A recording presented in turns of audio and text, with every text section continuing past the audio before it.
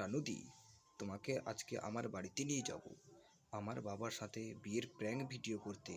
তুমি যাবে তো আমার সাথে? Oh my god. A few moments later. বাবা, আমি রানু মণ্ডলকে বিয়ে করেছি।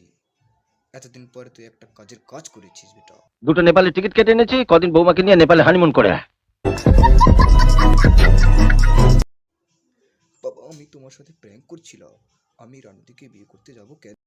যাও বৌমা, এবার আমার নাতির সাথে বেড়াতে গিয়ে আমার নাতিকে ভাইরাল করে দাও। চাস সালা, প্র্যাঙ্ক করতে গিয়ে পাস হয়ে গেল।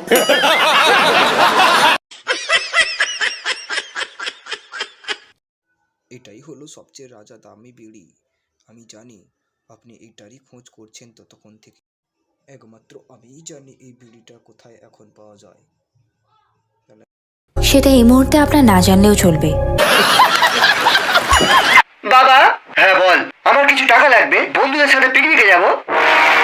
31st তো একটা পিকনিক করলি। 31st না বাবা, ওটা আগের বছরে ছিল, আবার এই বছরে যাব। কাজ কাম তো কিছু করিস না, সারা বছর শুধু পিকনিকে গিয়ে কাটাস। আমি জানি তুই পিকনিকে শুধু মদ খাওয়ার জন্য যাস। ওই বন্ধুরা একটু খাইয়ে দেয়, তুমি টাকা দেবে হ্যাঁ কি না?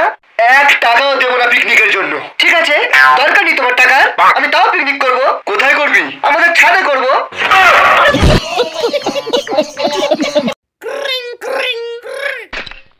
হ্যালো, পচা চক্রবর্তী, উনি তো এখন বাড়িতে নেই।